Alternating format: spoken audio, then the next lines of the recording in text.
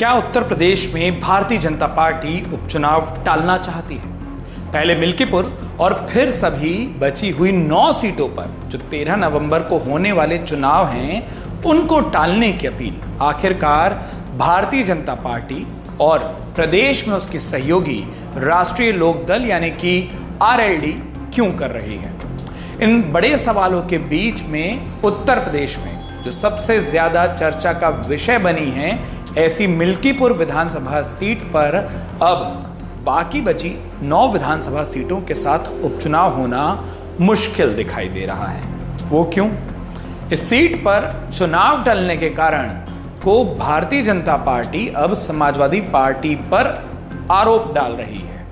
आपको बता दें, उत्तर प्रदेश में होने वाले उपचुनाव की घोषणा के बाद से कोई ना कोई दिन ऐसा जरूर जा रहा है जिस दिन एक ना एक बड़ी खबर आ जाए। पहले दिन मिल्कीपुर सीट पर चुनाव की घोषणा नहीं हुई और यही उपचुनाव ना होना सबसे बड़ी खबर बनी। तो दूसरे दिन उसी मिल्कीपुर सीट पर चुनाव कराने की कोशिश और सियासी दलों और मिल्कीपुर के मतदाताओं को एक उम्मीद देती रही। सबको लगता रहा कि शायद मिल्कीपुर में उपचुनाव का रास्ता साफ हो रहा है। ये सारी बातें मिल्कीपुर के मतदाताओं को एक उम्मीद दे रही थी। इन सब के बीच में तीसरे दिन भारतीय जनता पार्टी की ओर से उत्तर प्रदेश के उपचुनावों के लिए मतदान की तारीख को बदलने की मांग की खबर ने उत्तर प्रदेश के सियासी गलियारों में ढेर सारी सुर्खियां बटोरी हैं। और इस तारीख बदलने की अपील में भारतीय जनता पार्टी की सहयोगी पार्टी रालोद यानी कि राष्ट्रीय लोक दल ने भी उनका खूब साथ दिया।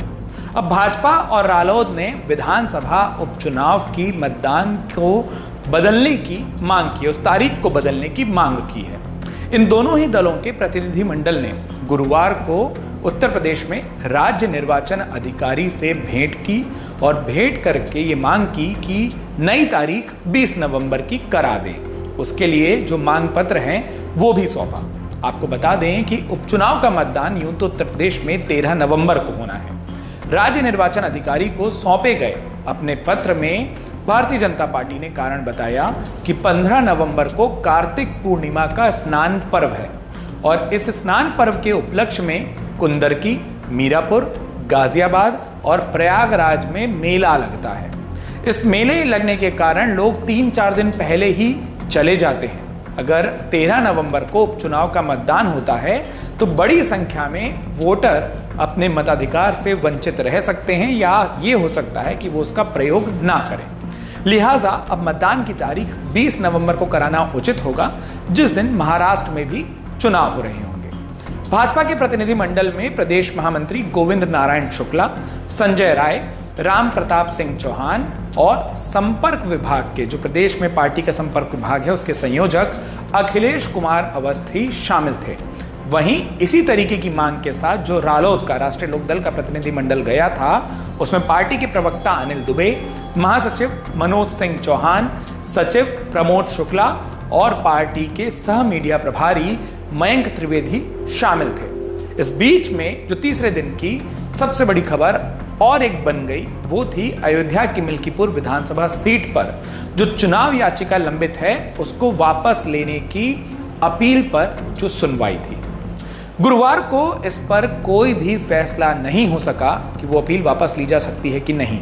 साल 2022 के विधानसभा चुनाव के बाद समाजवादी पार्टी नेता अवधेश प्रसाद के खिलाफ इलाहाबाद हाई कोर्ट की लखनऊ बेंच में एक याचिका दाखिल की गई थी, जो भारतीय जनता पार्टी के प्रत्याशी बाबा गोरखनाथ की ओर से दाखिल हुई थी। इस याचिका के लंबित होने के कारण चुनाव आयोग ने मिल्कीपुर की सीट पर उपचुनाव की घोषणा नहीं की थी। जैसा हमने आपको बताया कि चुनाव की घोषणा के दिन की सबसे बड़ी ब्रेकिंग, अब याचिकाकर्ता भारतीय जनता पार्टी के नेता बाबा गोरखनाथ ने याचिका को वापस लेने की कोर्ट में अपील की। इस अपील पर न्यायमूर्ति पंकज भाटिया की सिंगल बेंच की एकल पीठ ने 1 हफ्ते में अधिकृत गजट प्रकाशित करने का आदेश दिया और इसके 15 दिन बाद इस मामले की सुनवाई होगी। तो जब तक मामले पर फैसला नहीं आता तब तक चुनाव आयोग कुछ नहीं कर सकता। अदालत ने साल 2022 में विधानसभा चुनाव के सभी प्रत्याशियों को नोटिस भेजने का भी आदेश दिया है। भारतीय जनता पार्टी के नेता बाबा गोरखनाथ की ओर से इस मामले में वकील संदीप यादव ने बताया कि चुनाव याचिका वापस लेने की अपील पर समाजवादी पार्टी के नेता और अब फैजाबाद के सांसद अवधेश प्रसाद के ओर से पेश हुए वकीलों ने विरोध जताया। उनका कहना था कि मामले से जुड़े सभी पक्षों को नोटिस भेजे जाने चाहिए। चुनाव याचिका जब दाखिल की गई थी उस वक्त सभी पक्षों को नोटिस भेजा गया था और अब जब उस याचिका को वापस लेने की बात है तब भी सभी पक्षों को नोटिस जाए। अगर किसी पक्ष को अपनी बात कहनी होती है तो फिर वो अदालत पहुंच सकता है। उन्होंने कहा कि अदालत के आदेश के हिसाब से, अदालत के आदेशानुसार अधिकृत गजट का प्रकाशन 1-2 दिन में तो हो जाएगा, लेकिन उसके बाद जो 15 दिन बाद सुनवाई होगी वक्त वहां चला जाएगा और उस कारण से लग रहा है कि अब एक साथ चुनाव नहीं हो सकते। साल 2022 में मिल्कीपुर सीट पर समाजवादी पार्टी के उस वक्त के प्रत्याशी अवधेश प्रसाद ने भाजपा नेता और उस वक्त प्रत्याशी रहे बाबा गोरखनाथ को 13,000 से ज्यादा मतों से हराया था। इन दोनों के अलावा उस वक्त चुनावी मैदान में कांग्रेस से ब्रजेश कुमार, बसपा से मीरा देवी, मौलिक अधिकार पार्टी से राधेश्याम और निर्दलीय प्रत्याशी शिवमूर्ति ने चुनाव लड़ा था। भारतीय जनता पार्टी के नेता ने याचिका वापस लेने के बाद चुनाव आयोग से एक अपील करने की बात कही थी कि अगर कोर्ट उनकी याचिका वापस लेने की बात को स्वीकार कर लेता है तो वो चुनाव आयोग से इस बात की अपील करते हैं कि उत्तर प्रदेश की 9 सीटों के साथ साथ मिल्कीपुर में भी उपचुनाव हो। लेकिन अब अदालत में गुरुवार को हुए फैसले और घटनाक्रम के बाद बाकी सभी 9 सीटों के साथ मिल्कीपुर में चुनाव होने की संभावना कम दिख रही है, क्योंकि अगर 15 दिन बाद सुनवाई होती है, ऐसे में ये पूरी की पूरी सुनवाई ही उस महीने में जाती दिखाई दे रही है जब चुनाव होने हैं।